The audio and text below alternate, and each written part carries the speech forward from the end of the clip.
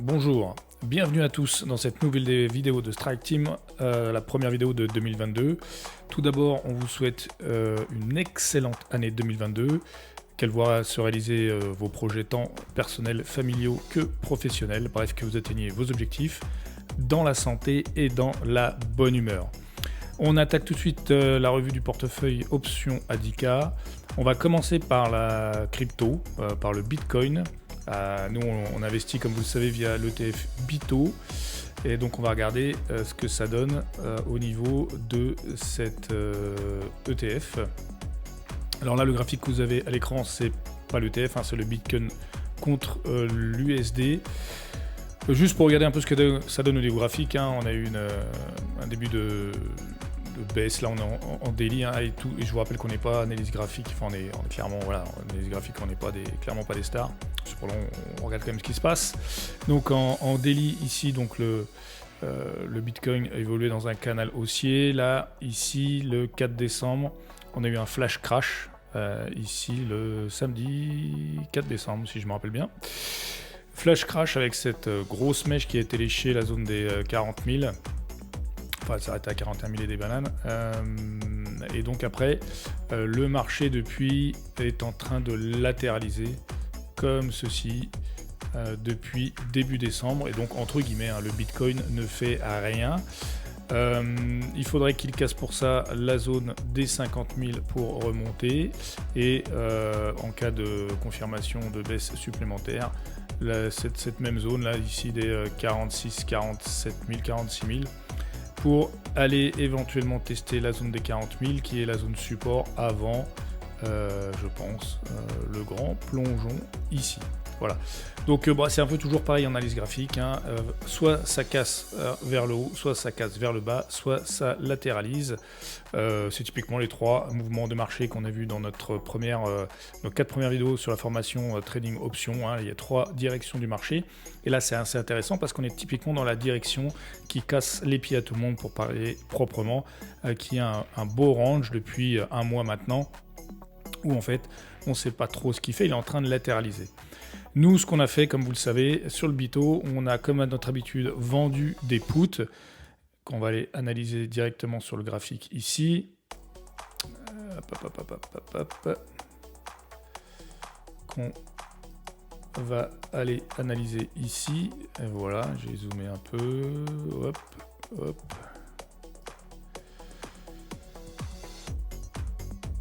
Donc en fait, sur le BITO, je vais recadrer, voilà. Sur le BITO, depuis que l'ETF est sorti le 19 octobre, grosso modo à la louche, ça descend tranquillement comme ceci. Donc ce qui arrange pas les investisseurs, forcément. Et donc c'est en train de descendre. On retrouve ici le 6 décembre. Je vous rappelle, l'ETF ne code pas le week-end. On n'est pas sur de la crypto, on est sur un produit dérivé de la crypto, donc un panier, enfin pas un panier, ce qu'on appelle un tracker qui va recopier la performance du Bitcoin, ne cotant pas le week-end. Ici, on retrouve notre flash crash du 4 décembre. Donc ça a eu lieu le week-end, donc avec un gap baissier pour le lundi. Et donc clairement, la situation ici est quand même pas ouf de dingue sur cet investissement.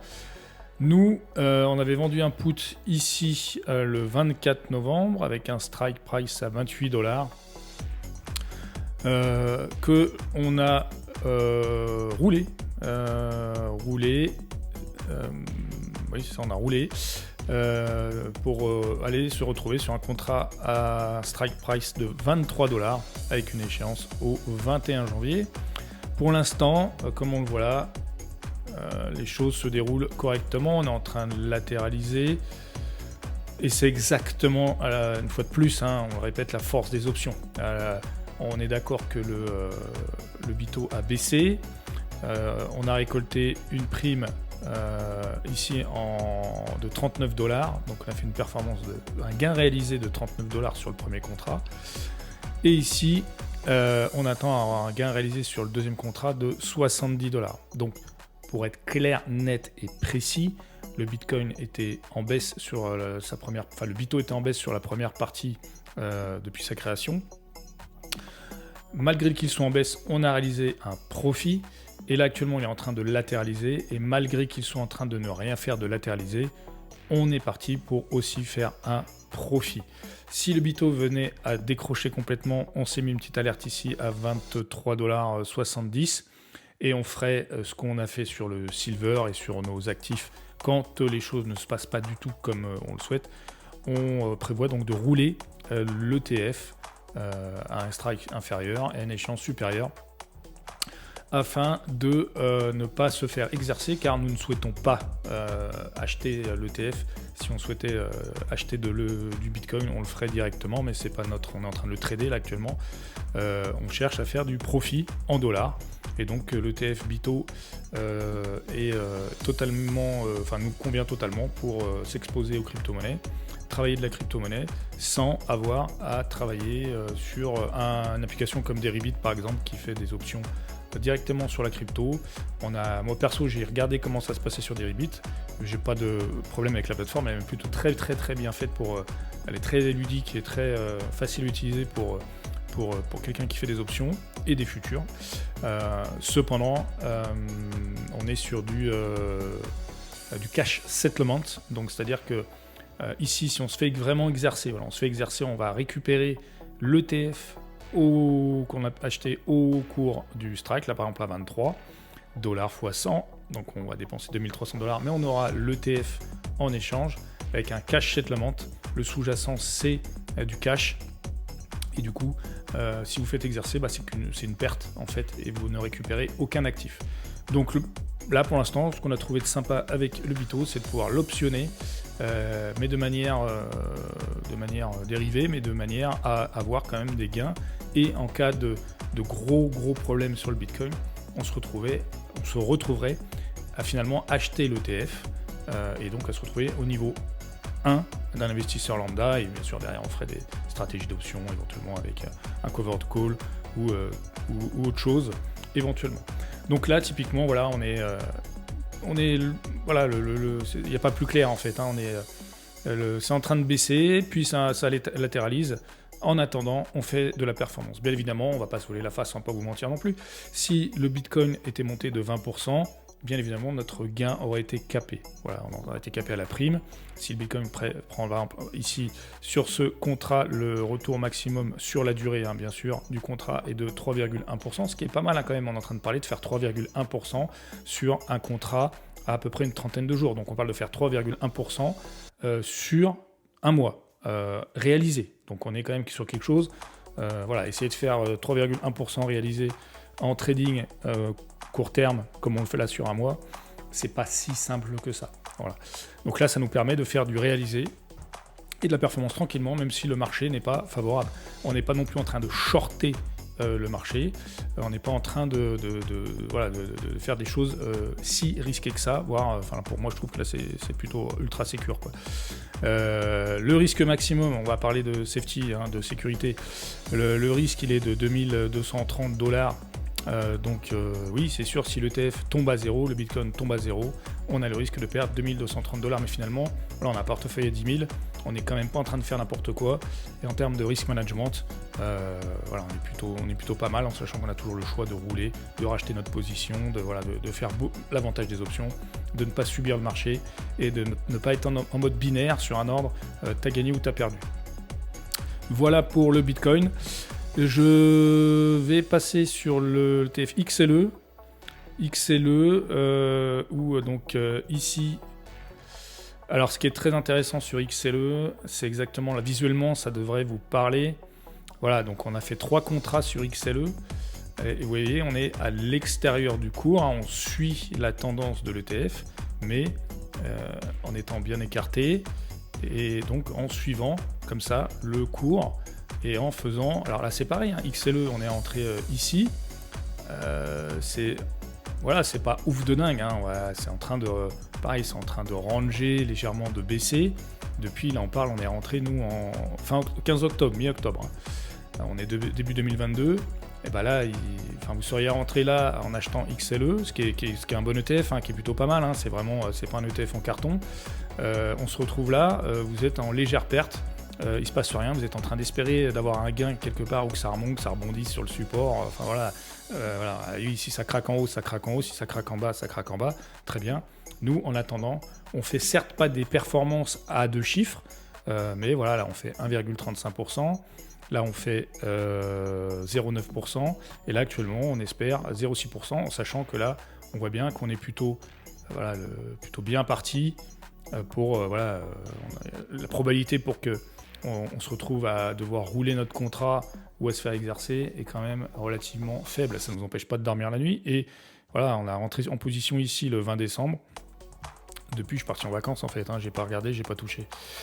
La position en revanche qui est un peu plus chichiteuse, on est d'accord là-dessus, c'est le SLV où là on a essayé de faire une stratégie qu'on appelle la roue. Alors est-ce que c'est vraiment le SLV, c'est sur le SLV qu'il fallait faire une roue? La question se pose, il n'y a pas de problème. Néanmoins, comme on l'a vu, donc là on a roulé notre contrat, donc on a pris notre contrat à The Money ici le 22 novembre. Le cours est parti complètement dans la mauvaise direction, c'est ça qui est quand même, une fois de plus, le cours est parti dans la mauvaise direction. On a roulé notre contrat au même strike, ce qui revient finalement à faire, alors c'est un peu, c'est pour les gens qui ont un peu plus compris les options, ça revient finalement à acheter, de vendre le put après, ici ce contrat-là, de le vendre au même strike price que le contrat précédent, ça revient techniquement, enfin pas techniquement mais en termes de mathématiques, de calcul, finalement à s'être fait exercer d'avoir vendu un call, un covered call. On est à peu près dans le truc, sauf là on n'a pas engagé d'argent pour l'instant, c'est comme avoir été exercé et avoir vendu un call en covered call, donc au-dessus du cours, sauf que là on l'a pas acheté, on n'est toujours pas possesseur, on s'est toujours pas fait exercer de rien, et comme vous le voyez, le SLV a rebondi ici, et pour l'instant notre break-even ici est à 21,79. Voilà, rien qu'empêche que ça monte ici et que ça finisse et qu'on soit en gain finalement à la fin, une fois de plus, un peu comme sur Intel où on avait tort, complètement tort, mais qu'à la fin on avait gagné quand même. Ici, il y a une probabilité que ça monte ici, ou bien sûr que ça descende, c'est toujours le problème sur le marché, soit ça monte, soit ça descend, le truc est de savoir anticiper.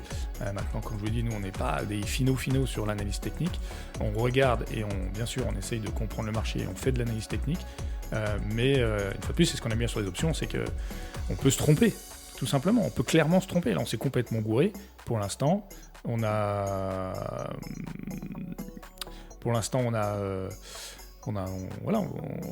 s'est gouré, ça aurait dû monter pour faire les choses correctement, ça ne l'a pas fait, tant pis, on est en légère perte là-dessus, on verra sur le fichier Excel, mais c'est pas dit qu'à la fin on ne gagne pas, qu'on se prend en profit, même si on n'est pas frottis, on sera pour l'instant, on roulera, on trouvera une solution pour se sortir de la situation, même chose, m'empêche pas de dormir, je suis parti en vacances, pas de problème. On va sur notre fichier Excel, nos 3 positions, Bito Silver et XLE. Pour l'instant, on est là. Voilà, on est à $250 de gain. Sur la performance globale, on voit bien que ici, là c'était la période avec Intel qui faisait pas ce qu'on voulait. Et là, depuis, on est reparti. Là, pour l'instant, on serait entre 2% et 2,25% de performance depuis fin septembre. Donc il n'y a pas de... fin septembre, on est sur 3 mois. On a fait 2,25% en 3 mois.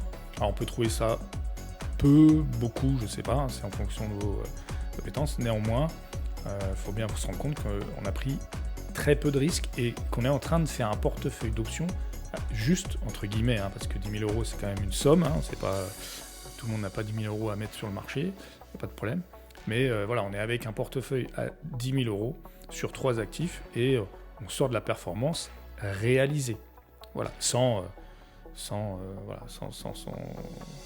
faire un ulcère à l'estomac. Voilà. Ça c'est l'historique des dernières positions de tous nos trades, vous pouvez vérifier ce qu'on a fait. Et puis voilà, si vous avez des questions, n'hésitez pas. Encore une fois, on vous souhaite le meilleur pour 2022. On reste en contact, gardez la pêche. Ciao!